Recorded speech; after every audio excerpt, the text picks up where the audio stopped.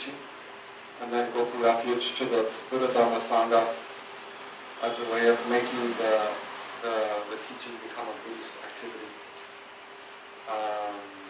And also requesting the blessings of all the Buddhas and Bodhisattvas who are one with the Guru in order to help us generate realization in the immediate future. So first take a couple minutes and generate a positive motivation.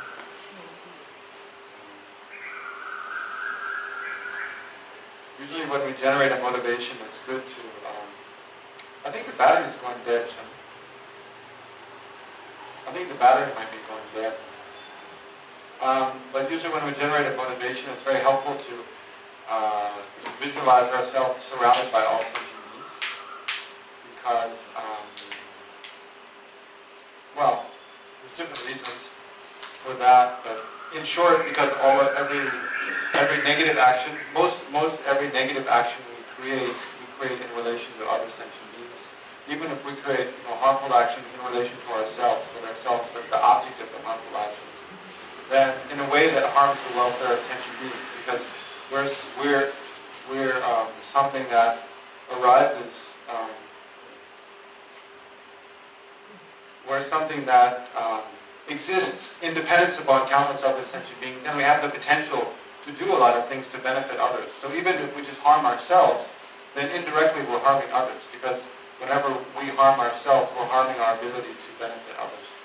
So in short, whatever negative actions we do, directly or indirectly, harm other sentient beings. So by visualizing ourselves surrounded by other sentient beings, we can remember our interdependence with them, and it helps to generate regret for negative things we've done in the past. And then also every happiness that we enjoy comes about in dependence upon other sentient beings. So when we visualize ourselves surrounded by other sentient beings, it also helps to remember the kindness of others. And again, generate a sense of gratitude, and then on the basis of that, generate a sense of determination to do something meaningful with our life in general, and especially in this particular moment, to bring about the welfare of ourselves and also others. So usually when we visualize ourselves surrounded by sentient beings, we visualize our Father of this life immediately to our right, and then all of our male friends and family to our right and behind us. And then our Mother of this life on our left, and all of our female friends and family to the left and behind us. So try to visualize like that for a minute. And then additionally, the people whom we're most prone to become angry at, whom we tend to dislike, visualize them seated directly in front of us, facing towards us, because those are kind of the relationships we need to put the most effort into improving or dealing with. And then all the other sentient beings who don't fit in the category of friends and family, or the category of someone I dislike, all the other sentient beings who we have a more neutral feeling towards, then imagine them all seated around us. And then within that visualization, and try to generate a positive motivation. Right? So a positive motivation can take many different forms. But the most basic is just thinking that whatever I'm doing right now, may it bring about the happiness and the well-being of myself and others in this life and also in future lives, from life to life, up to full enlightenment. Right? So just take a couple minutes and try to visualize yourself surrounded by all sentient beings, your Father of this life and the male relatives and friends to your right, your Mother of this life on your immediately left, and then your female friends and family on your left and behind you. People whom you have the most difficulty dealing with directly in front of you, facing towards you, and all of you essentially seated around. So try to visualize like that. And then as you visualize that, try to generate the intention that what I'm doing in this session from now until 8 o'clock or so, may it only contribute to the welfare of all sentient beings, including myself.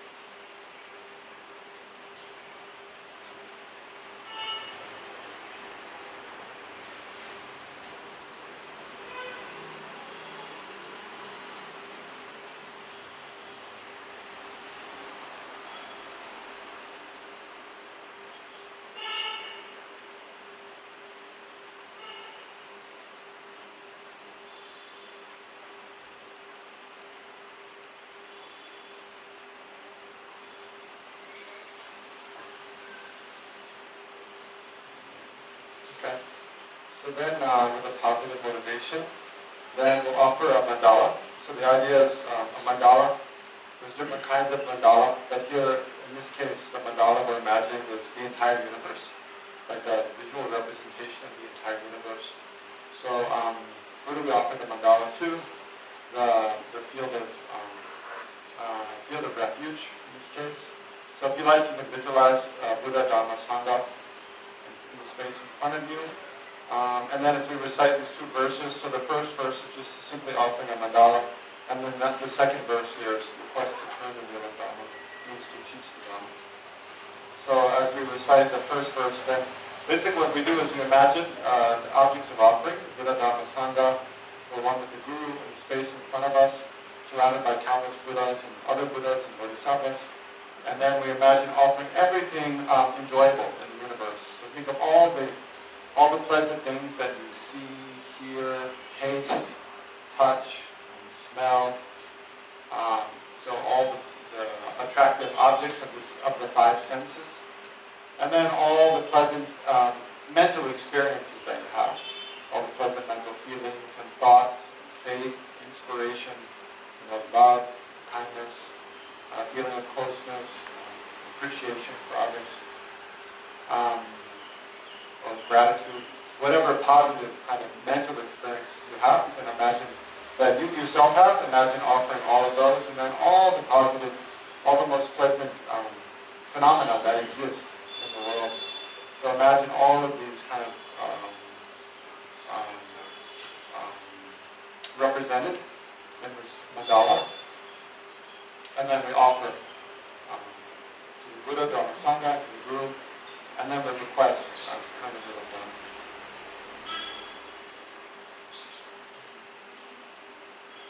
So we'll read these two verses on 98, and then the third verse of refuge and liberty. This ground, anointed with perfume, strewn with flowers, adorned with Mount Meru, 4 continents, the sun and the moon. I imagine this as a Buddha field and offer it. May all living beings enjoy this pure land. O holy and perfect pure Lama, from the clouds and compassion that form in the skies of your Dharmakaya wisdom, please release a rain of vast and profound Lama, precisely in accordance with the needs of those who be trained.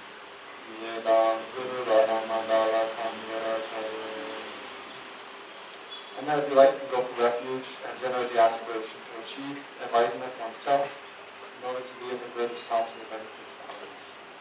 I go for refuge until I am enlightened to the Buddha, the Dharma, and the Supreme Assembly. By the merits I create to listen to the Dharma, may I become a Buddha in order to benefit all such. I go for refuge until I am enlightened to the Buddha, the Dharma, and the Supreme Assembly. By the merits I create to listen to the Dharma, may I become a Buddha in order to benefit all sentient beings. I go for refuge until I am enlightened to the Buddha, the Dharma, and the Supreme Assembly. By the merits I create to teach the Dharma, may I become a Buddha in order to benefit all sentient beings.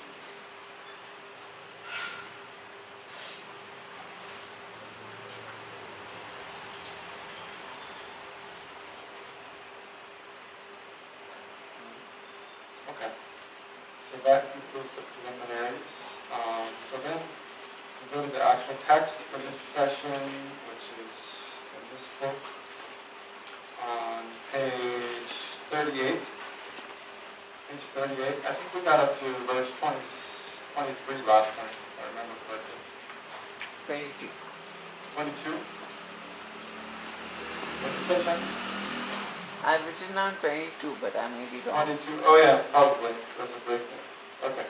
So look on page 37.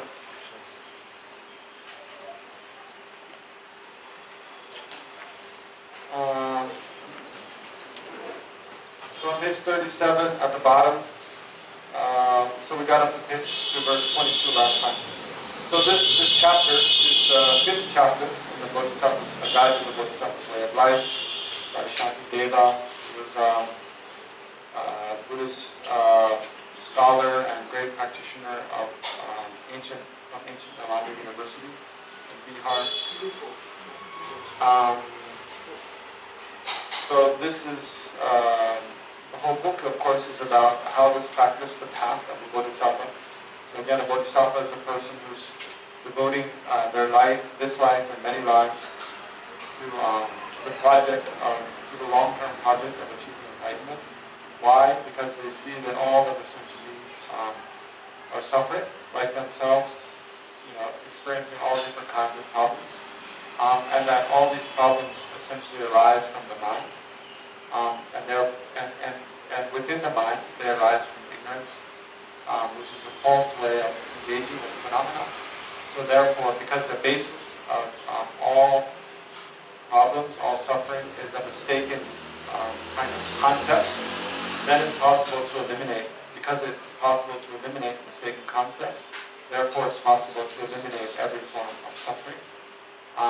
But to know how to do that, first one has to do that oneself, and then one also has to know how to guide others to generate the wisdom, the realization, insight, which enables them to overcome the root cause of all suffering.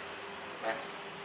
So with that aim in mind, then a bodhisattva is a person who strives to achieve omniscience, strives to eliminate every fault of their body, speech, and mind, and to generate every positive quality of body, speech, and mind, in order to be able to guide other sentient beings to a state of freedom from samsara, freedom from all suffering, and the perfect and the highest happiness of full enlightenment. So this book is all about that path of the bodhisattva, what kind of practices they engage in. And specifically the fifth chapter here is called Guarding Alertness.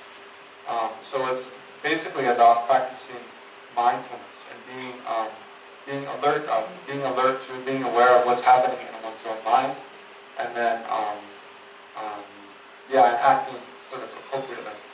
So we talked last time I came, which was about 2 weeks ago. We talked about the first 22 chapters. So basically those are talking about how all of the problems in our life all come from our mind. And the main way that, of course every happiness that we experience also comes from our mind. The main way that happens is through karma, the law of cause and effect. We engage in non-virtuous actions, the result of that is suffering, problems for ourselves. We engage in virtuous actions, and the long-term results of that are pleasant experiences, happiness, well-being for ourselves and for others. Shantideva puts the emphasis on, rather than contrasting that sort of outlook on how to achieve well-being for ourselves, he contrasts the outlook that mainly if we want to achieve our own well-being, we have to focus on what's happening in our mind and improve the state of the mind. He contrasts that with the opposite view of the world, that happiness and suffering all comes from outside, comes from what other people do. So I have to control other people, and then I can get what I want. That's a total wrong view, right? That's a total mistaken way of approaching life. I think that we have to control, I have to control my spouse, I have to control my children, I have to control the people in my work, I have to control my neighbors, so all of them do what I want, and then I'll get what I want, and then I'll be happy. If I can't get other people to do what I want, then I can't be happy. If you think like that, you're just setting yourself up for disappointment and failure and unhappiness, right? Because we can't control, the rest of the world. So there's this famous verse, verse 13 we discussed last week, where Shantideva makes this beautiful analogy. This is like a great piece. This book is full of like pithy pieces of advice, which if we remember, we can use in everyday life. Very helpful.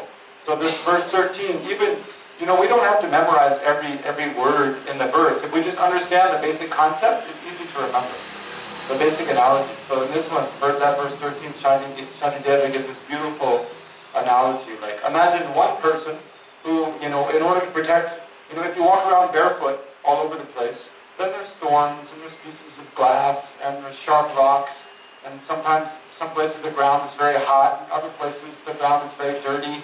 And so if you walk around barefoot all over the place, usually you get a lot of wounds, and it hurts. You get your feet hurt, right? So there's one person, in order to protect their feet, they try to cover all the places they walk, they try to cover with leather. They try to get, leather from all over the place and cover every place they go with leather. It's a lot of work. It's very difficult to do. Another person, they just buy a little bit of leather and make shoes and wear the shoes. Right? So which one is the smarter person? The smarter person is one that just takes a little leather and puts it on their feet. Now then anywhere they go, it's as if that place is covered with leather. It's the foolish person who tries to cover every place with leather. Impossible. So that's an analogy for, the wise person, they just learn to tame their own mind. Then any situation they encounter, they know how to think about that situation so that it becomes something that increases their happiness, increases their well-being. They know how to think about any situation so that that situation only increases their sense of peace, their sense of satisfaction, their sense of ease and joy. Whereas it's that, because they know how to train their mind. It's the foolish person who tries to, like I was saying earlier, they try to control everybody outside, make everybody act in the way that they want them to, so that then they can be happy. And that's ridiculous. It's total unrealistic kind of effort. So yeah, so that's a very nice, helpful thing to remember, that analogy about instead of trying to cover all the earth with leather, just put leather on the soles of your feet as an analogy for, instead of trying to control the way everybody else does things, just control your own mind. Yeah, so then Shantideva talks in those verses a lot about all the faults of not controlling your mind, having an uncontrolled mind. So then from verse 23 down, I'll try to get at least up this weekend, between this evening and tomorrow morning. I want to try to get up to verse 54. There's 108 verses in this chapter. So if we can get up to 54, then we'll have finished half the chapter. So from verse 23 down, so that's what we'll start discussing today.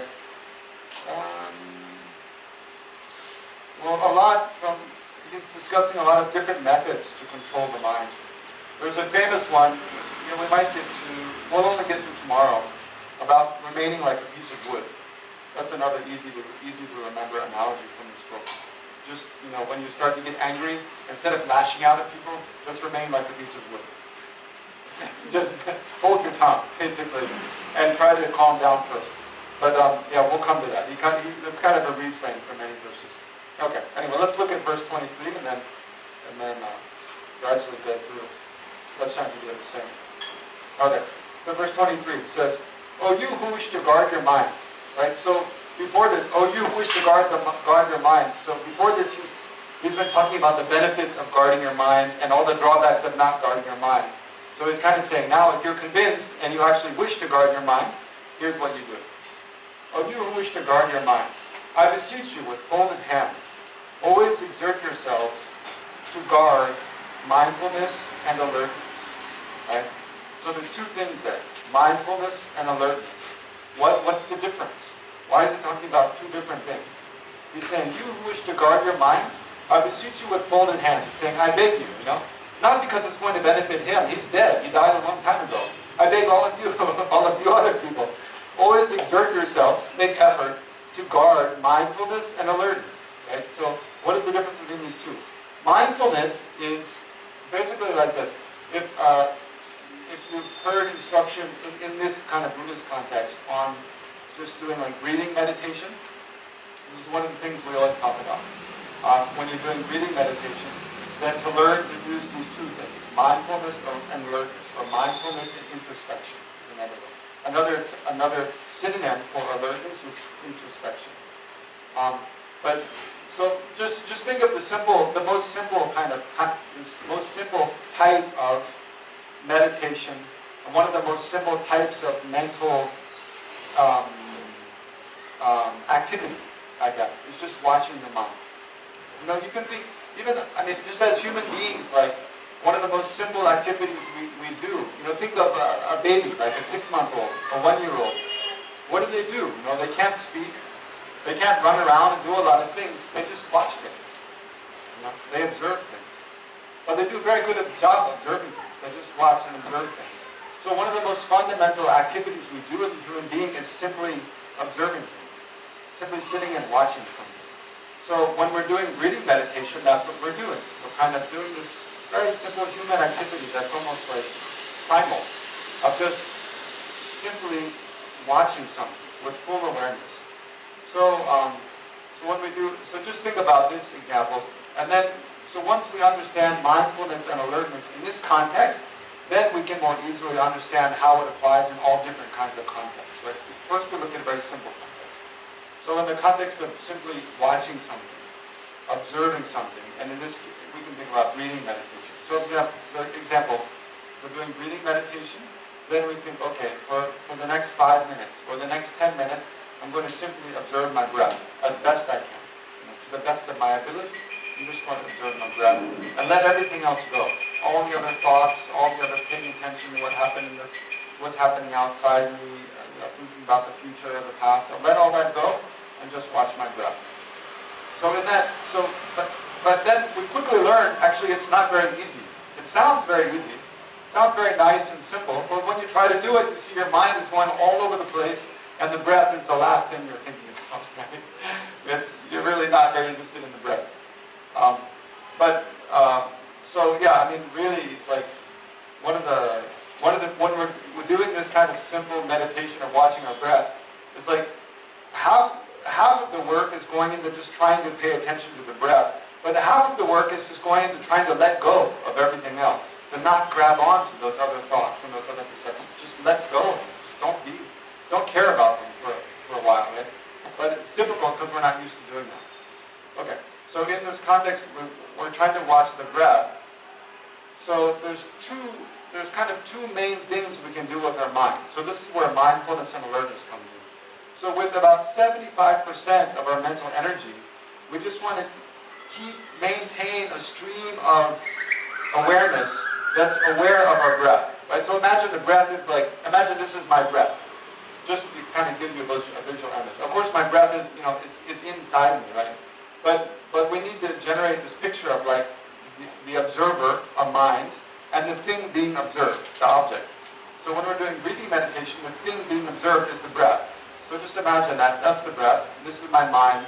So with 75% of our mental energy, we're just trying to keep our attention directed at the object, right? So we're just trying to keep our attention focused on all the sensations of breathing. Or we can watch the sensations of breathing right here. There's different ways to watch the breath. But we're trying to keep like 75% of our attention. With 75% of our mental energy, we're just trying to maintain an unbroken awareness of the breath. That we're as we inhale, we're aware, our lungs fill up, we're aware of that, then we begin to exhale, we're fully aware of that. We're just continually aware of the whole process of breathing without that stream of awareness being broken, right? So it's kind of like, like if there's a, I don't know, let's see. If you hear something moving in a corner of your room at night, and you jump up and you turn on a flashlight, and you see there's a snake in the corner, are you going to like look over and see like, oh, is there a cup of tea over here or something? No, you're going to hold the flashlight like right on the snake because you don't want to get bitten, right? So like that, and you're going to maintain a continual keep the beam of flashlight on the snake so that you know where it is. So that you don't lose track of it. So that's kind of like mindfulness. When you're watching the breath, you want to continually keep like the beam of light of your awareness on the object without moving it away, right? At all, without wavering at all. So that's like mindfulness. It's like your attention is continually held to the object without wandering away. But of course we can't do that at the beginning. Our mind often wanders away. So we also have to. So that's why with 25% of our mind, as I said, 75% of our mind, we just try to keep directed at the object of meditation, whatever it is. Well, what do we do with the other 25% of the mind? Other 25% of the mind is like a CCTV camera. It's like we're watching ourselves meditating to see how am I doing? Is it going well? Am I still observing the object, or am I starting to think about something else?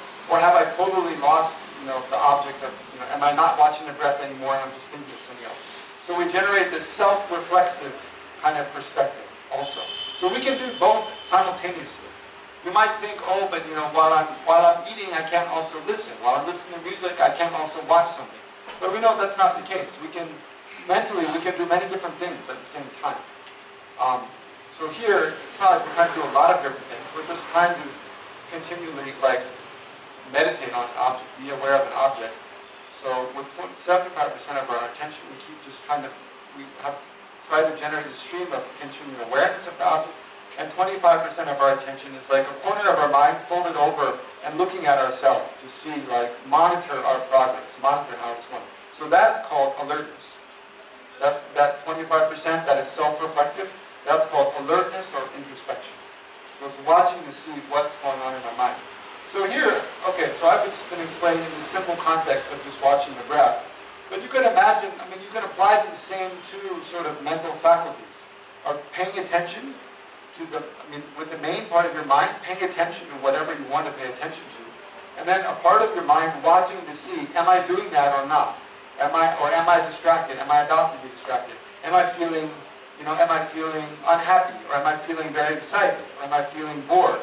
Like, so it's that alertness that's kind of aware of everything that's going on, but the mindfulness is your attention, which is directed towards the main thing that you want to be aware of, that you need to be mentally engaged with in that moment. So you could apply those two mental tools like in any situation. Okay. So, but it's by and these are two mental tools. It's kind of like, you can think it's like sit-ups and push-ups. Like it's like just like any physical activity. If you practice it, you get better at it, and you can do it. You can do it with more skill. You can do it for a longer time, with more stamina, with more strength. So these two mental skills, they're like that. If you make time to practice them every day in meditation, then you get better at it. You get more. You understand better how they work.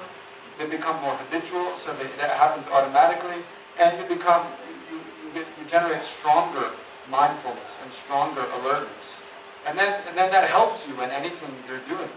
That requires mental attention.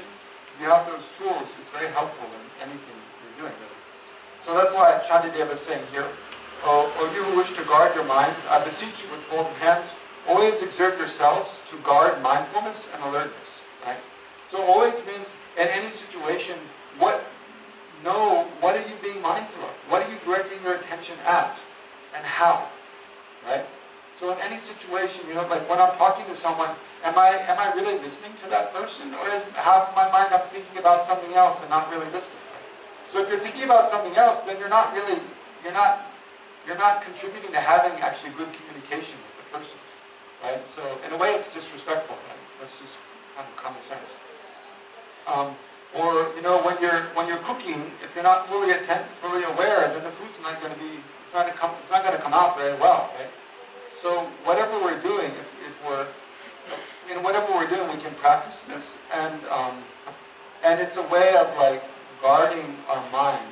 Well, he'll talk about more like what it means to guard your mind as we come.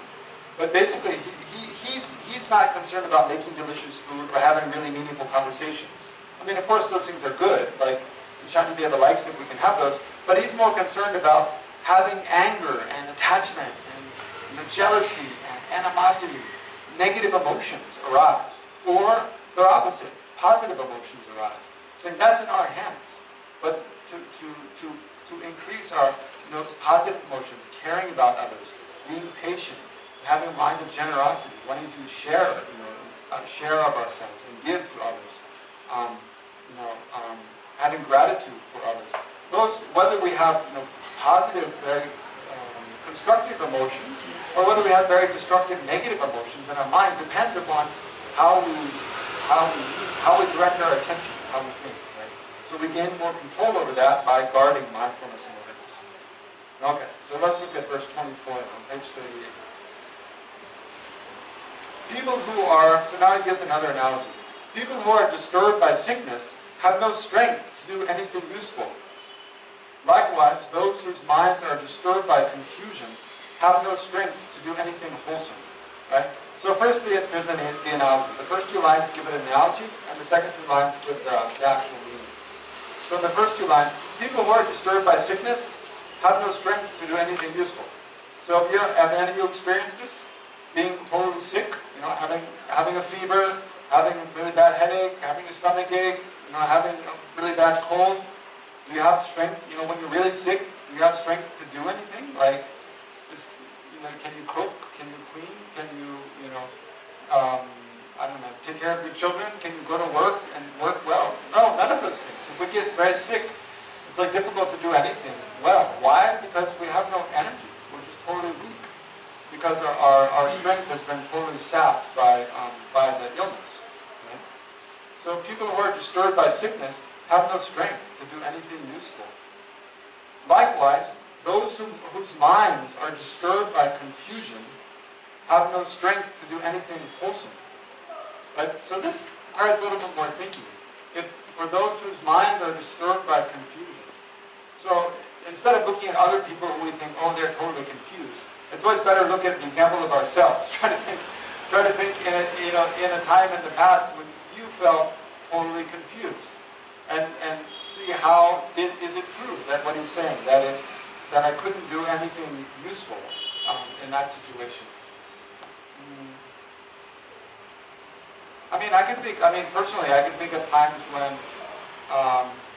sometimes, like when I go shopping, sometimes, like in the monastery, we're very busy. Usually 6 days of the week, we have a lot of class, we have to go to pujas, we have to go to class, we have to memorize, we have to prepare for debate, we have to read a lot.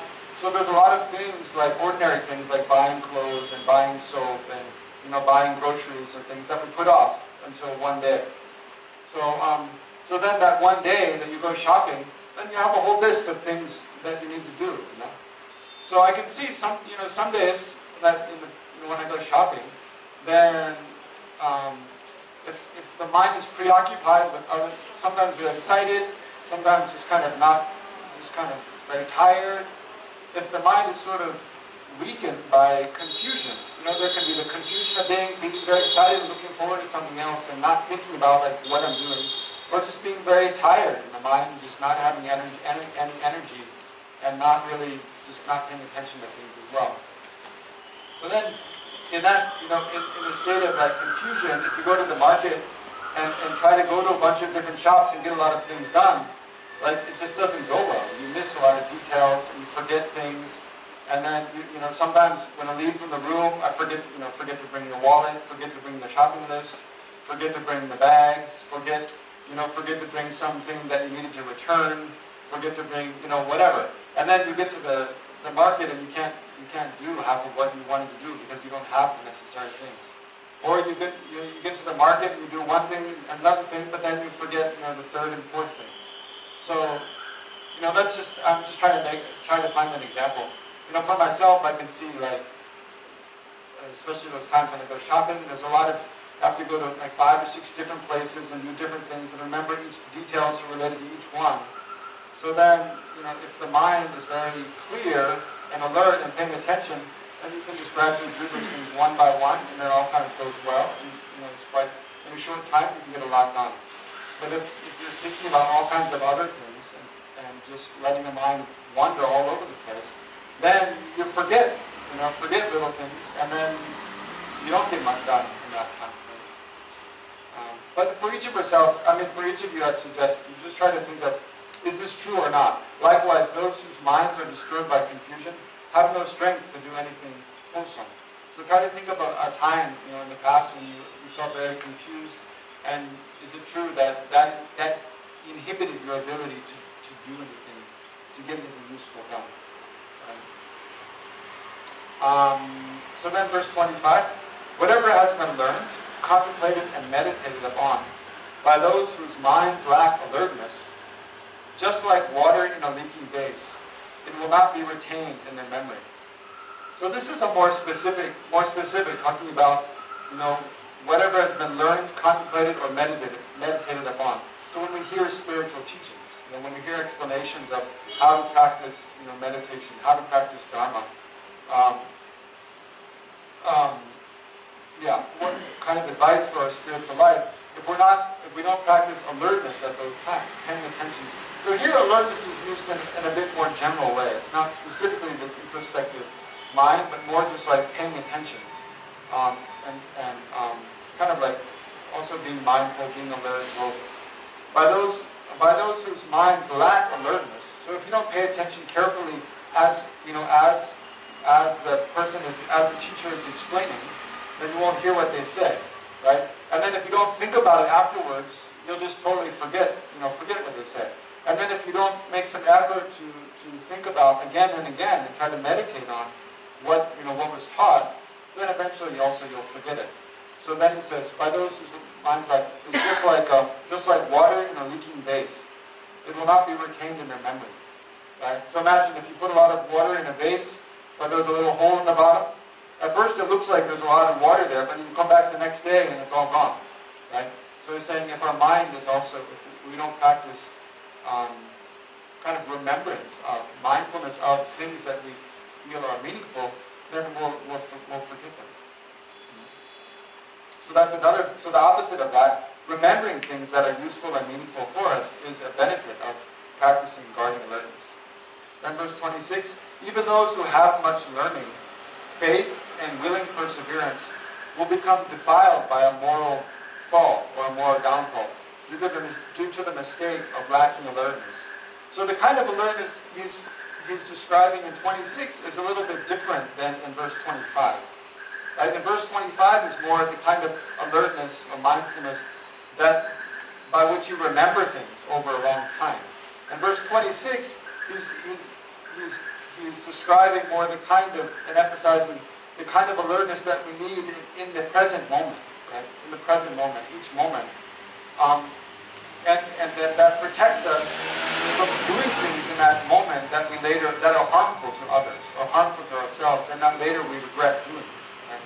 So again, from the first line of verse 26, even those who have much learning, right? Even those who are great scholars, have a lot of education. Even those who have faith. There's some people, they might not have a lot of education, but they have strong faith in their spiritual path. And even those who have willing perseverance. So even someone who's not lazy, but they have a lot of energetic enthusiasm, and they work very hard. They have a lot of perseverance. So any of those one kind of individuals, or a person who has all three of those qualities, much learning, faith, and perseverance, even people with those other qualities, they will become defiled by a moral fall. So here, I don't know, it sounds kind of like become dirty or something, but defiled by a moral fall means basically they'll slip up. They'll find themselves doing something immoral, like lying, or telling a white lie, or stealing a little something, maybe misreporting the hours they worked on their worksheet, and at work, or slandering. We often slip up into slandering others. Talking about talking about a third person with another friend and just maligning the other person, putting them down. Or even carelessly, like killing an insect or something. So there's these, even bigger things like adultery and so forth. Getting angry and really saying something that we wouldn't, saying something very rude or hurtful to another person. So even those who have much learning, faith, and willing perseverance will become defiled by a moral fall. So an easy way to think of moral falls is the 10 non-virtuous actions of killing, stealing, sexual misconduct, lying, harsh speech, and so forth. Will become defiled by a moral fall. Why? Due to the mistake of lacking alertness. Due to the mistake of not being cautious about their own behavior, not being in the present moment, right? So part of generating alertness is, the main thing of generating alertness in this context is being aware of the different thoughts and emotions arising in our mind, right? So if we're not aware of those, then we don't.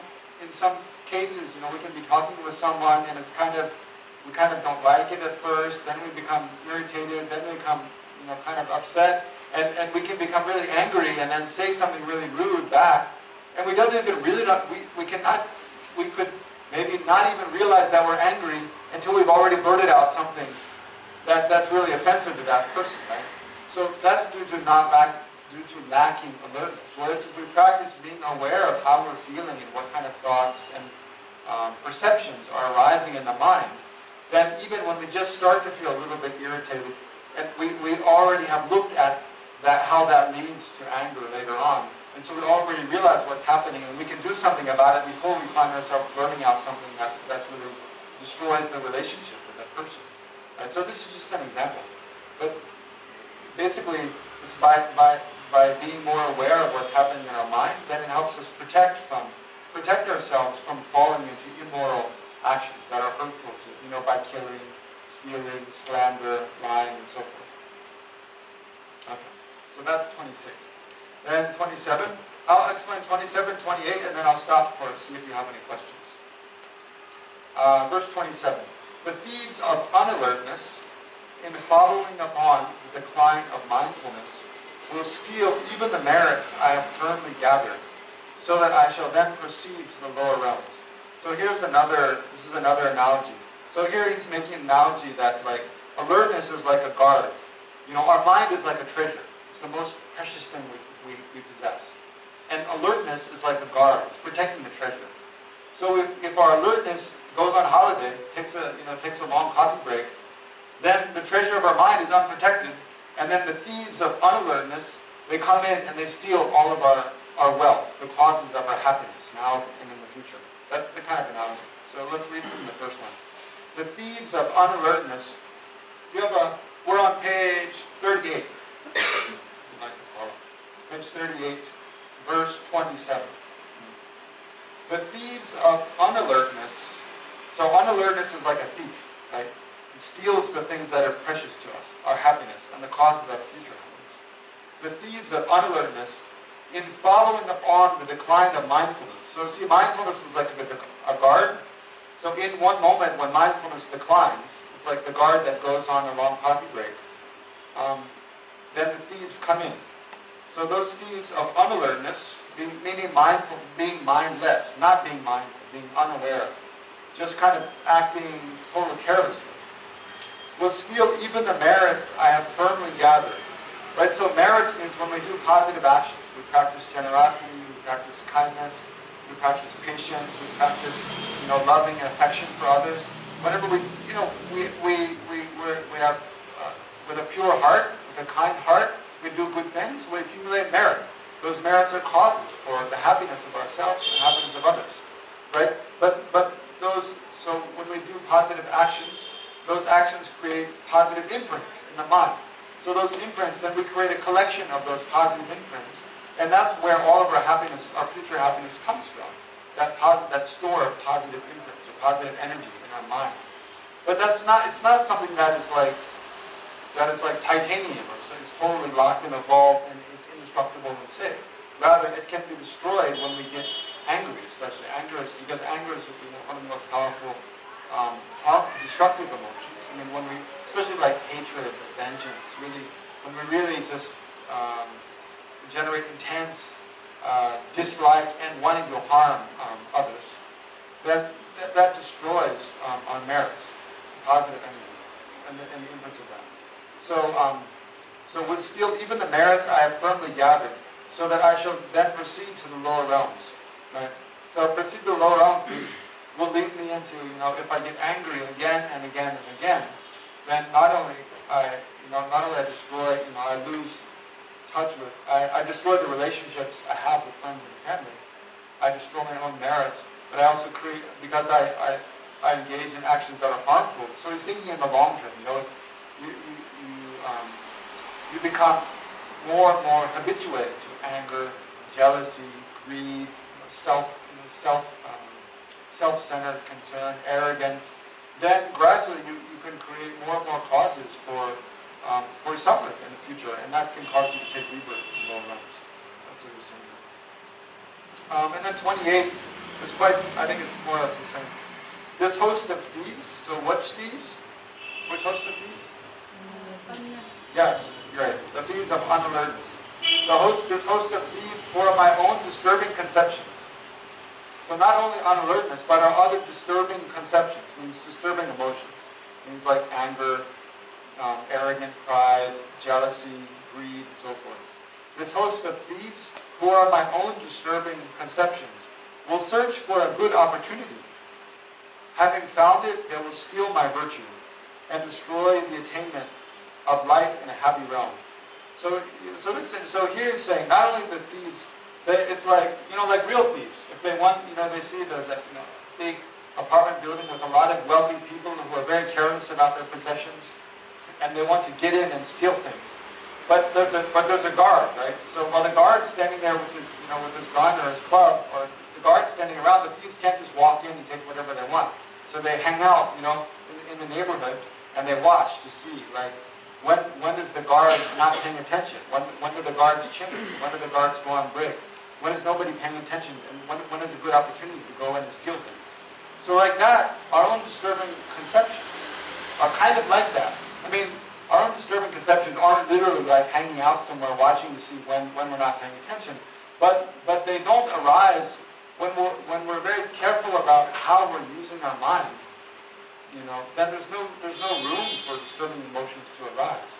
But it's at times when we're tired, we're just fed up, we're sick, or just there's a lot of things going on and we're confused. We're really busy.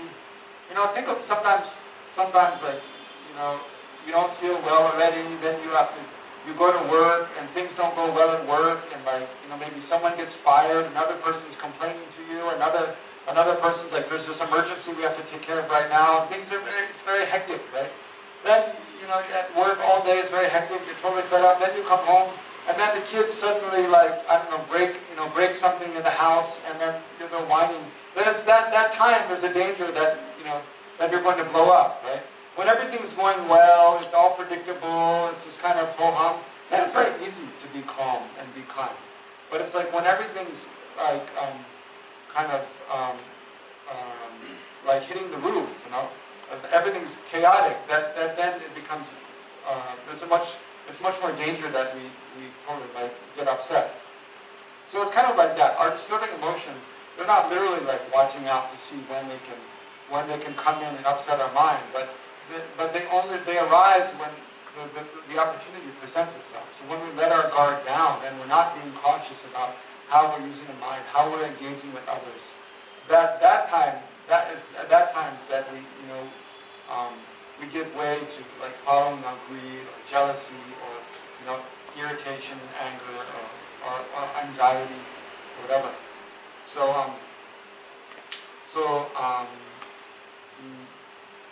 That's another reason it's important to, if we just try, like in our life in general, if we only, like many people are interested in meditation. Usually people get interested in meditation when, they're very depressed, they have a problem with anger, they see their performance at work is really going down, or they're having major relationship problems, in their family. Then they think, okay, I have to do something, I have to learn how to meditate. But, and then maybe they meditate a little bit or do something, for a while, and then they get better, and then they just stop. Okay, now I can forget that because, my problem's solved. It's kind of like a person who, they have really poor diet, don't exercise, really bad health habits, and then it ends up, overweight, high blood pressure, onset of diabetes, and then they think, okay, now I have to exercise. Then they eat well, exercise, and they get better, but then okay, now I'm healthy, now I can leave all that, and I can go back to doing what I was doing before, right? Then the same problem's going to come again, right? So in general, like with meditation, it's something we have to practice regularly, just like exercise. You have to practice regularly so that when you feel good, like with exercise, when you feel good, it's easy to exercise, right? Then you can work out well, and by exercising when you already are healthy and you feel good, it makes it less likely that you're going to get sick, right? Because you increase your strength and your stamina and your health. So it's the same with meditation. If you only meditate when you feel bad, it's not really, you might just bring yourself back to feeling okay, but you're not really going to feel better, and it's not going to reduce. So basically what I'm saying is, to protect yourself from like getting mentally upset, mentally unhealthy, we have to practice meditation while we're well, right? Just like in order to prevent yourself from getting very sick over the long term, you have to exercise when you're healthy. It's the same with your mind. When your mind is feeling okay and is balanced, at that time, it's easy to meditate. And it's easy to make progress. It's easy to build up these skills of like mindfulness and alertness. It's easy to build up more like concern for others, more wisdom, understanding how my mind works, more insight into like the kind of drama that plays out, the kind of emotional dramas that we kind of play out. It's more easy to develop like sincere loving kindness and compassion for others. It's really difficult to do when you're already upset and your mind's kind of a mess. Then it's difficult to do anything. So that's kind of what he's saying. Like we have to practice guarding alertness, but we have to learn to do that like while we have a healthy, kind of stable, clear state of mind. And then we learn to generate this guarding alertness, practicing mindfulness, practicing alertness, practicing, looking at what's happening in our mind and gaining more control, learning to distinguish negative from positive emotions, how to reduce the negative emotions, how to increase the positive emotions. So if we do that as a regular practice, then we can deal with more and more difficult circumstances and not lose it, like not get upset. Just be able to deal with those difficult circumstances in a kind of skillful way, right? So just 28 again. This host of thieves, who are my own disturbing conceptions, will search for a good opportunity. Having found it, they will steal my virtue and destroy the attainment of life in a happy realm. So there is talking about, if we don't like practice mindfulness, then these disturbing emotions will arise whenever there's an opportunity, and then they'll destroy our relationships in this life. They'll cause us a lot of problems. They'll also, not only in this life, but they'll cause us to destroy our collection of merit and rather create a lot of non-virtuous karma, and that will lead us into unhappy rebirths in the future, unhappy experiences and circumstances in future lives as well. So in that way, they'll destroy the attainment of a life in a happy realm. He's talking about in the next life. Okay, so are there any questions so far? That's kind of one section of itself, from verse 23 to 28.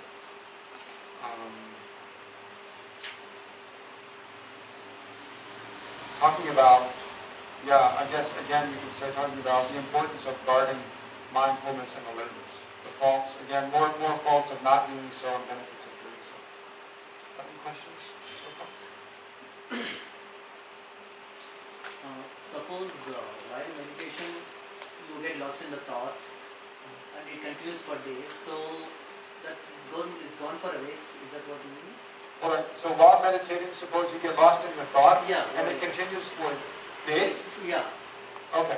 And then, again you try to tame it back, to bring it back. So, you lose those days, you don't gain anything on those days, or you keep on practicing. Oh, you mean say you meditate for 3 weeks, but for like 5 days, every time you meditate, your mind is just distracted. Well, so the question is, if that happens, do you just lose those days? You don't gain anything from those 5 days? It's just lost? Yeah, because I was not mindful nor alert. So just for the sake of it, just as to continue this as a healthy habit, we just sit there and Okay, Do you just sit there even though you can't focus on anything? Your mind is just going all over the place. Just as a discipline. Okay, let me just deal with it. Let me just sit. Yes and no. Well, there's a couple things to say here. One is, even if you just sit down and generate the intention to focus your mind on something, say, just start with short periods of time, not long periods. Just start with a short period, say 5 minutes or 10 minutes or 15 minutes. Just generating the intention to focus my mind on something, for a period of time. Just that is beneficial already. So there's definitely some benefit. Then, you might sit and find that, say you're watching the breath. Sit and try to focus your mind on your breath or visualize an image or mantra or whatever. But you might find that like 99% of the time, you're distracted. But then even if, say you meditate for 15 minutes, even if once every 5 minutes, you can recognize you're distracted and recognize that, my goal at the beginning was to keep my attention focused on this. So now I'll bring my attention back. Say you only do that 3 times in 15 minutes, that's better than not doing it at all, right? That's progress. Because if you hadn't meditated for 15 minutes, you wouldn't even have generated the intention to focus your mind on anything in the first place.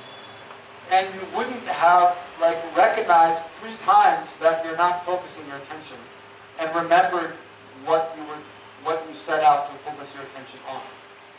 So even just doing that, there's benefit. And it will become easier, even if it goes like that for 5 days and you don't see any improvement. At some subtle level, there will be some improvement. So suddenly you'll hit like a 6th day or a 7th day, and you'll find, oh wow, for the first 5 minutes, I could just watch the object without being distracted at all. Then maybe the second, 5 minutes and third 5 minutes, maybe again you're distracted. But generally, I can speak from having a little bit of experience. The way meditation practice goes over time is still I've been meditating since 1993, right? But still, I can see some days it goes well, and some days it doesn't go well. Because of maybe your biochemistry, maybe because of just other things you're thinking about, or maybe because of the way the planets are aligned. I don't know. There's all kinds of, in meditation, the mind is very subtle, right? Meditation is very subtle. So there's all kinds of things that are at work. And you see, sometimes it goes well, sometimes it doesn't go well. But definitely over, 6 months, you should see some improvement. If there's no improvement, then there's something wrong. Either maybe the instruction was wrong, maybe the way you're interpreting it, maybe the way you're trying to practice is a little bit wrong, or maybe, for some people they really have internal obstacles that are so strong that it's difficult to really improve much in this life. But that's not with most people. I think 90% of people, they can make improvement through meditation. But then the other, another slightly different part of your question was, should you just sit there and keep doing it? Well, to some degree. You shouldn't just sit there for 2 hours with a distracted mind. That's not going to be useful. But that's why, as when we're beginning new at meditation, we should keep the session short. So that's why I said, just try to meditate for 10 minutes or 15 minutes, and then apply a lot of energy. Try to use a lot of energy to keep your mind focused for that time. But then just try to do, however well you can do, just be okay with that. Don't set your expectations too high. But then stop after 15 minutes. So the mistake a lot of people make is on some days it's going really well. So they think, okay, I'm going to sit and meditate for 15 minutes. And then they see it's going really well. And then, so they extend it for half an hour or an hour. That's not such a good habit, because you don't want to force, because you'll get into the habit of pushing yourself. Some people push themselves such that they push themselves to sit for a long time. But then, because it requires a lot of mental energy, you get tired, and then the quality of meditation goes down, but you don't really see it. And then you get in the habit of just sitting with a low quality of meditation. That's not very useful. Right? So it's better just to keep the session short, and then after a month or two, maybe extend by 5 minutes, and then gradually extend. Other questions? Yeah, I'm doing the same. So it's been a month since I was doing meditation, and now I felt improvement. Earlier my mind was always wandering and distracted.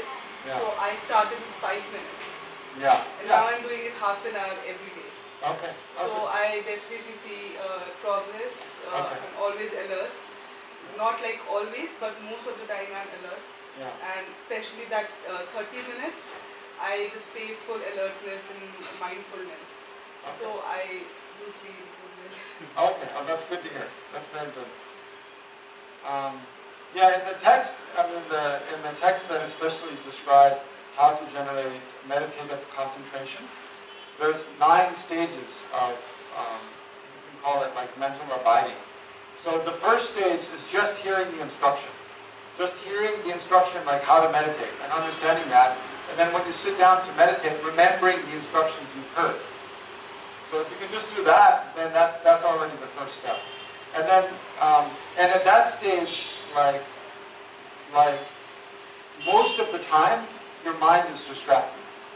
Like for less than 50% of the time, your mind is on the object. So for most of us, when we start to meditate, if our attention is actually on the object of meditation for 10% of the time, that's pretty good, right? And for most people, you can't really hold that mindfulness for more than 2 or 3 seconds. Every 2 or 3 seconds, you just expect that you're going to find yourself paying attention to something else. And then you have to remember to bring your attention back. That's quite standard, right? So don't be frustrated if it looks like that. But that's because that's just the way to start. But then the second stage of mental abiding is it's called patchy placement, where you slightly extend the amount of time that your attention is on the object. Still, most of the time your mind is not on the object, but instead of your attention being on the object of meditation for only 2 or 3 seconds, it can stay there for maybe 10 seconds, 5 or 10 seconds at a time. And then you'll be distracted for 30 seconds, and then bring back. And so you slightly extend the periods of continual awareness of the object. So one way to measure this is by counting your breaths. If you're watching your breath, then it's easy. Then you just, as you inhale and exhale once, inhale and exhale, so that is one full round of breath. You count, so as you observe that, you count 1, and then another one, you count 2, another one, 3, and then you find you're listening to the motorcycle outside, and wishing, I don't know, they would fix their muffler or something like that. And then, so then you come back to the breath and start over again, right? When you see your attention is distracted, and you're not watching the breath anymore, then you catch yourself, and then bring your attention back, and then start counting again, right? So each time you find you're distracted, you start counting from 1 again. So in that way, you can see like how long or short is the period of time you're actually keeping your attention on the breath. And then the third, I'm not sure I'm getting it totally right, but like a third state of mental abiding is when there's, I don't remember what it's called, but like most of the time your attention is on the object of meditation, and then for less of the time, only for short periods you're distracted, right? So that's quite a big step. But anyway, it kind of goes like that, just to give you an idea how the progress is. Yeah, this counting breath really helps. It really works for me. Oh yeah? You do? I do this every day. Oh, okay. Oh, good, yeah. Yeah, it's a good technique, counting the breaths. Yeah. Yeah. But do you find that kind of skill of watching a breath, do you find it changes the quality of your attention when you're like doing more ordinary things? Like talking with people or doing emails or whatever? Yeah, so this meditation really helped me, not only that short span of time of 30 minutes, but like entire day I just try to I just try to put that conscious effort to be present at the moment and listen or do something. So it is helping me. Basically, it's improving my mental state. Yeah. Yeah, good. I mean, that's exactly what he's saying. That if we generate this skill of paying attention to, I mean, on one hand, watching the breath, it can seem like kind of a boring thing, just sitting and watching the breath. Like, what's the big benefit of watching the breath? But the real kind of profundity of it, I mean, why it's so profound is because actually we think I'm watching my breath, but actually we're becoming sensitive to what's happening in our mind, right? It's kind of like it happens almost unconsciously, that you become more and more sensitive to what is happening in your mind. And then that sensitivity, then that kind of bleeds over into all of our activities. So that whatever we're doing, then it's like you start to learn, you start to discover this new level of awareness, this new level of like thoughts and feelings that before they were just under the surface and you didn't really perceive them. Before you're just operating kind of up here at a more kind of gross, not like disgusting, but at a more kind of coarse level. It's like the difference between being like opening up Gmail and looking at the inbox and just seeing like the names and labels and stuff. or learning to be a programmer and know like what's going on behind the scenes that enables all that stuff to happen. Right? So when you click on something, you know like why does that make something happen.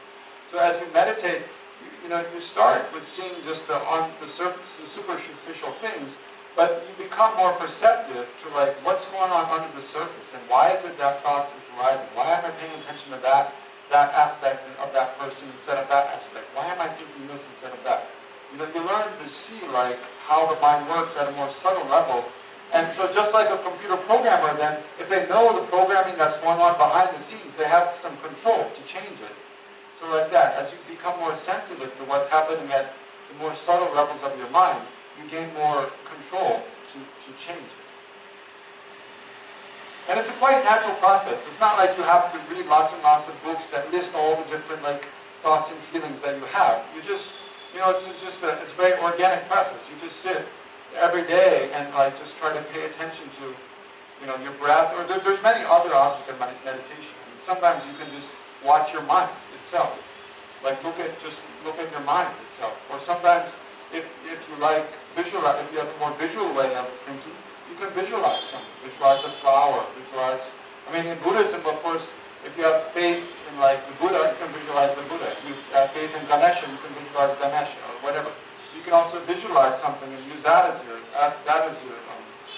focus of attention. Or you can use a mantra. If you have a mantra you like to say, you can use that and focus your attention on that. But whatever the object of meditation is, it's not, there's slight differences, but it's not very important. The main thing is keeping your attention on it and recognizing when your mind is wandering off and bringing it back.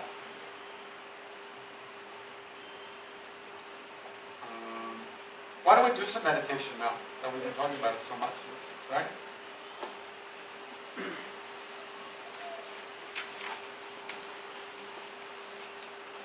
Maybe, I think since we usually when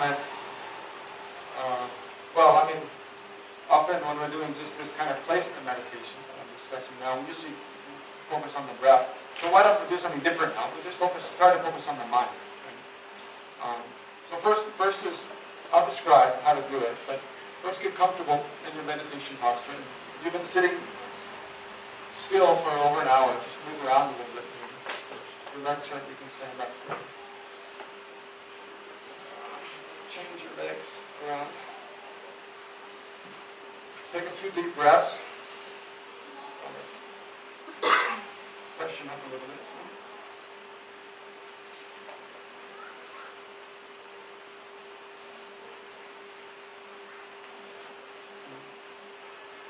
So then, legs crossed, feel your weight kind of settle down on your cushion.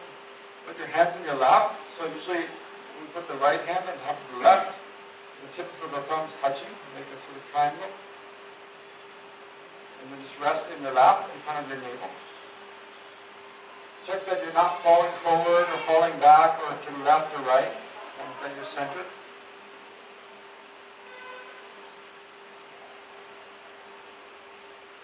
And check that you're not clenching any muscles, but just letting your body rest, relax, letting all your muscles relax. But by being centered and letting gravity just kind of pull you straight down into the ground, while remaining very upright.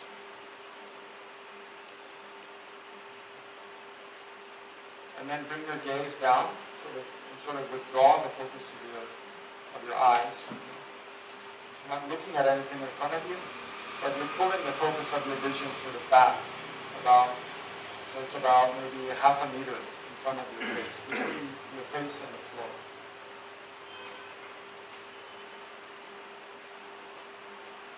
So it can help to tuck your chin in a little bit.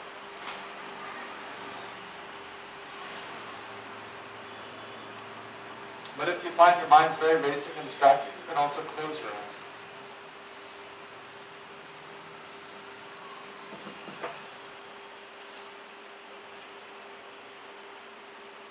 So then breathing naturally, then let's think, okay, now for the next, let's try it 10 minutes. For the next 10 minutes, I'll try to focus my attention to the best of my ability on a chosen object of meditation.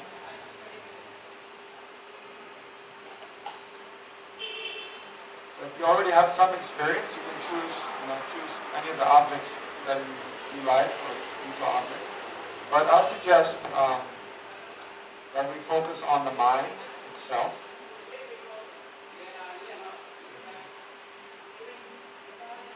So first of all, I have to have a clear idea of what the mind is. I won't go into an elaborate explanation now. But basically the mind is that which the words are that which is clear and known. Right? So it's that aspect of us that is aware of things, that experiences things, that knows things, that engages with objects. So it's like an energy or a space within us that has the ability to be aware of, to engage with, to perceive and experience, and know objects, anything that exists. So first, if you haven't explored this idea already, you can think about for a few minutes of what your mind is, and look at your own experience. And as you get a sense of what it is, then just stop thinking about it, and just try to merely be aware of your mind itself. Right?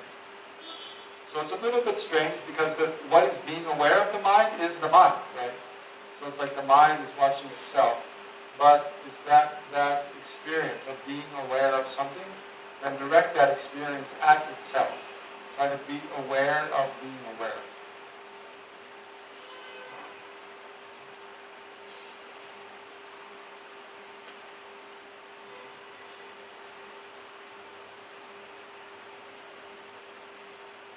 And then also try to apply these two things we were talking about.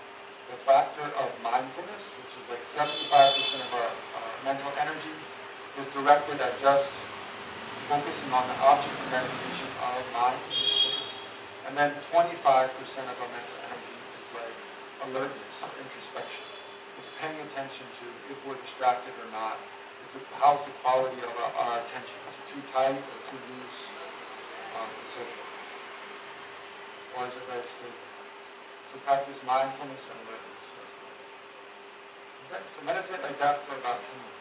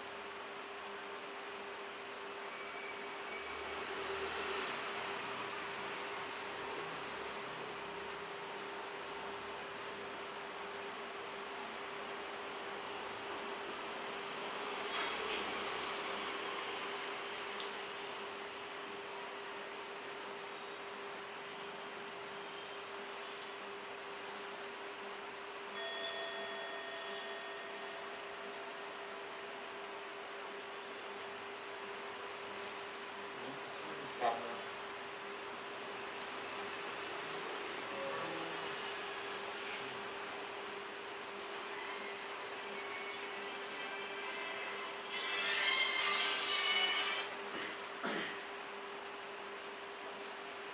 Let's go through a couple more verses, and then we'll stop. So on page 38, on verse 29.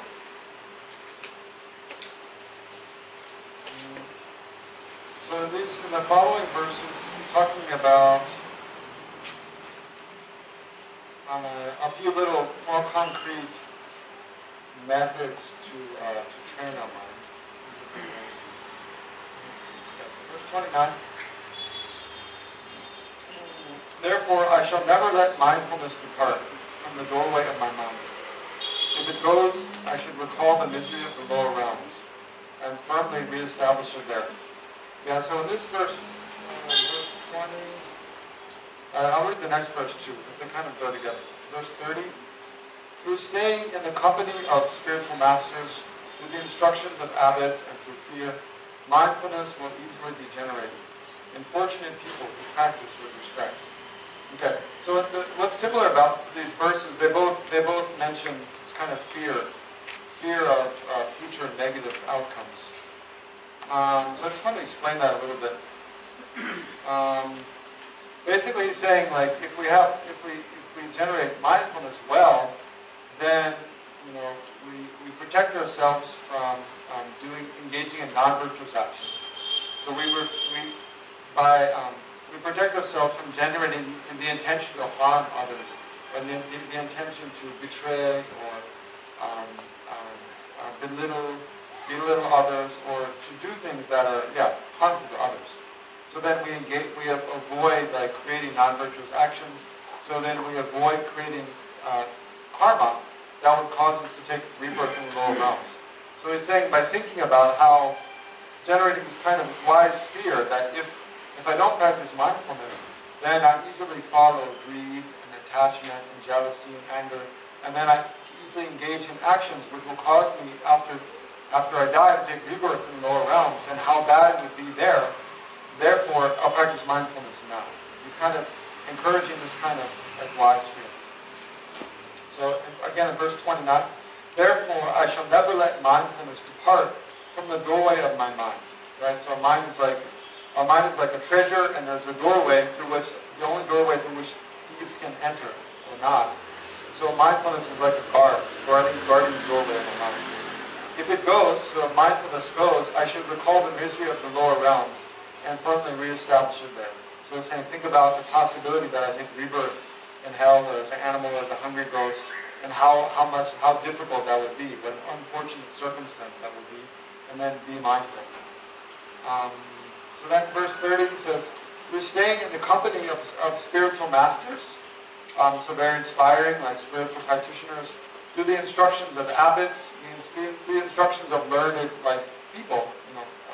Abbots here doesn't necessarily mean just abbots of monasteries, but it can mean very learned people who can instruct us and guide us in meditation on the path in general. Through staying in the company of these spiritual masters, through the instruction of abbots, and through fear. So here that same fear again about what are the negative outcomes of if I don't practice mindfulness. Then mindfulness will easily be generated in fortunate people who practice with respect. Right? So in people who can see the possible benefit of generating mindfulness and living with mindfulness, and also see the drawbacks of not doing so, then it will be easy to generate mindfulness from day to day, from an hour to hour. Then verse 31, I am ever dwelling in the presence. So if we think like this, quote, I am ever dwelling in the presence of all the Buddhas and Bodhisattvas, who are always endowed with unobstructed vision. Then 32, by thinking in this way, I shall mindfully develop a sense of shame, respect, and fear. So there fear comes again. Also, through doing this, recollection of the Buddha will repeatedly occur. Okay, so those two verses go together.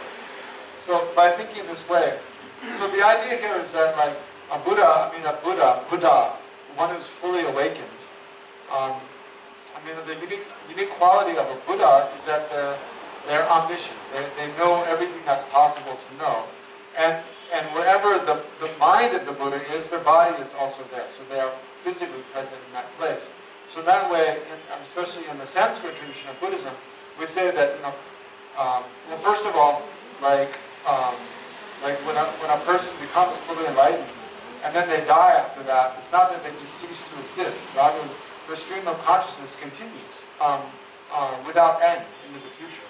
So, for example, when Shakyamuni Buddha, if he showed the aspect of achieving enlightenment in that life as Prince Siddhartha, so according to the Sanskrit tradition of Buddhism, then when he showed the aspect of dying from that body, then what happened was not that his stream of consciousness ceased to exist, but rather the stream of consciousness is just separated from the body and then goes on. So it even exists now. So now at this time, not only Shakyamuni Buddha exists, but countless other people who've been enlightened in the past, their stream of consciousness exists now, so they're still enlightened, they exist. And they're aware of everything that's possible to know. So they're aware of this. They're aware of us right now, wherever we are. So that's what this is talking about. So again, so why I'm saying according to the Sanskrit tradition, again and again, is because the interpretation of the Pali tradition is different. According to the Pali tradition, then when a person becomes enlightened, and then, say like a person becomes enlightened in that body, and then they grow old and die, then at the time they die, because there's no karma to throw rebirth, so they don't take rebirth. So then what happens? Then they say they just cease to exist. So not only the body becomes, of course we see the body becomes ashes, but also the mental continuum, it doesn't continue on, it just stops. And there's no more existence after that. So the continuum of consciousness also ceases to exist. So again, that's the Pali. So according to the Pali tradition now, like when Prince Siddhartha, in that life he became enlightened, then he taught the Dharma for 40 years, and then he achieved the Mahaparinirvana, and then so at that time he ceased to exist. So Shakyamuni Buddha does not exist now. So it's very different. Like according to the Sanskrit tradition, the continuum of Shakyamuni Buddha exists now in a different form. Right? So it's different.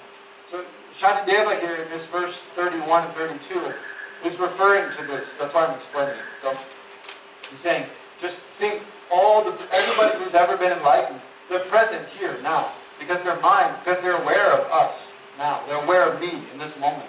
So all the Buddhas and Bodhisattvas, people who are also on the path, who have clairvoyance, these very holy beings who have clairvoyance, they see me. They know what I'm doing now. So for that reason, I better watch out.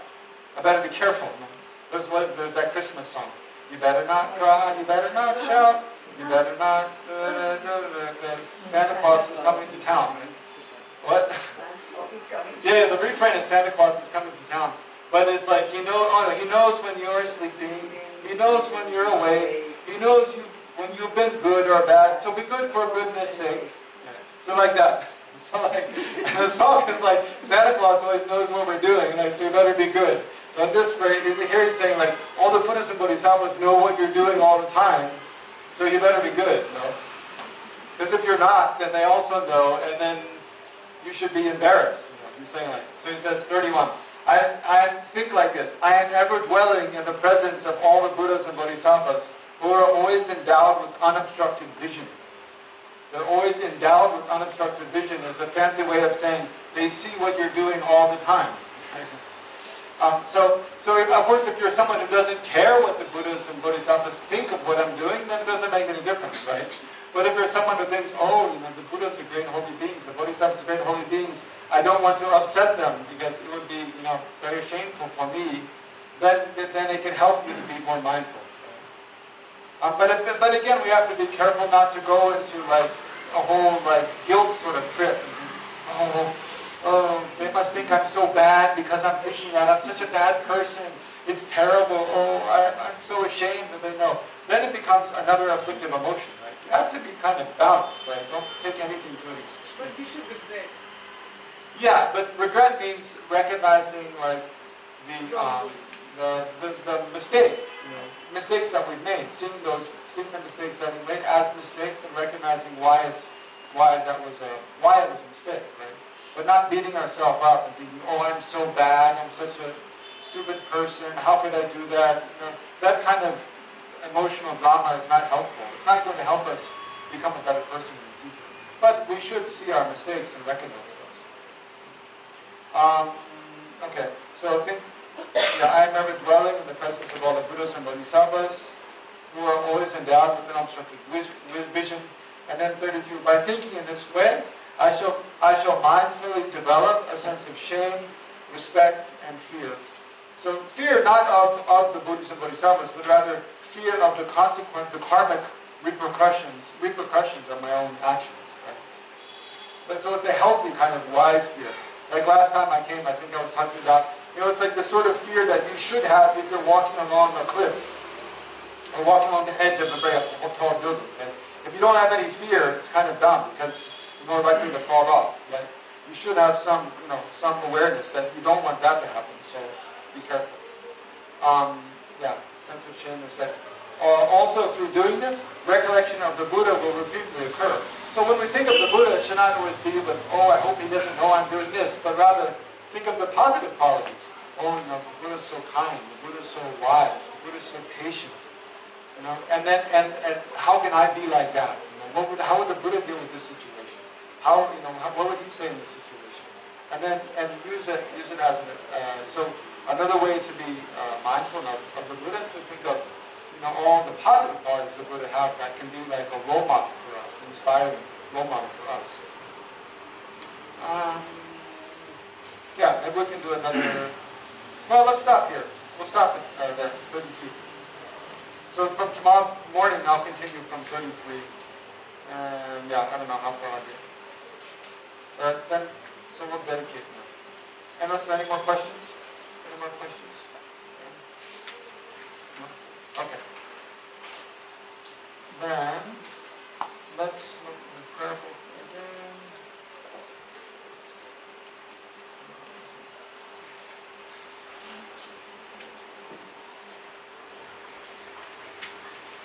I had a question. Yes. You talked about the Sanskrit way of thinking. What was the other way? I couldn't The get Pali canon.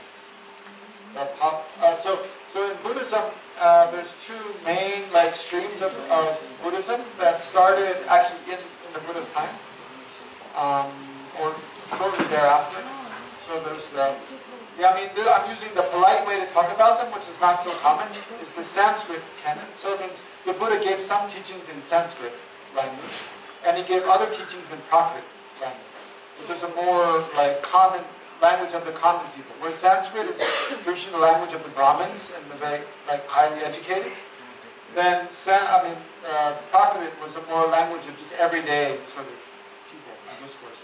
So according to those who follow, so now I'm teaching from the perspective from within the tradition of Tibetan Buddhism, right? So this lineage of the Sanskrit teachings, I guess you could say in the Sanskrit teachings of the Buddha, he explained the Bodhisattva path, how to become fully enlightened. Whereas in the Pali canon, so the Prakrit or Pali teachings of the Buddha, he talked about enlightenment and mentioned bodhisattvas, but he didn't so elaborately explain how to become enlightened. He more focused on how to achieve mere liberation from samsara, how to achieve a state of just nirvana, which is freedom, so that you don't take rebirth anymore, and you abide in a state of peace, like everlasting peace. So it's a lesser goal that he taught. He taught this lesser goal, whereas enlightenment is up here. It's the perfection of all positive qualities. I guess, mere liberation from samsara is lower. It's just eliminating all the causes of suffering without having generated every positive quality as well.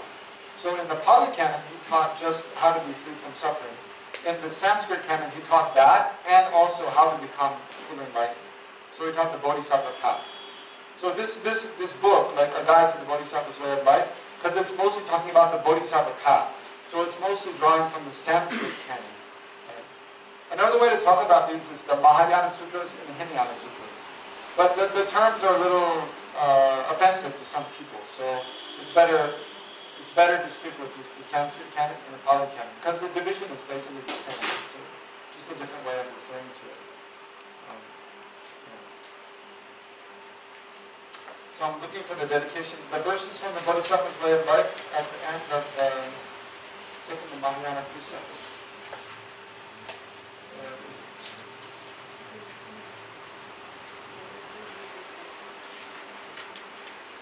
And on page 32. Page 32 in that prayer book.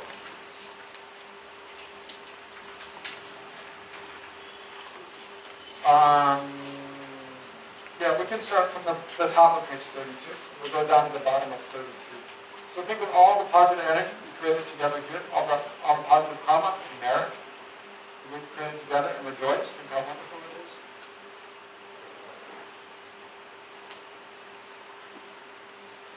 And think of all the kind-hearted, the pure-hearted actions of body, speech, and mind performed by all sentient beings in the world, and all the Buddhas and Bodhisattvas as well.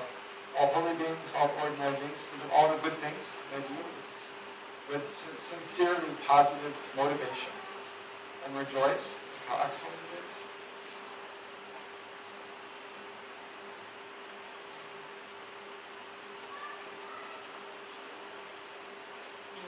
So then all this merit gathered together, we can dedicate with these verses.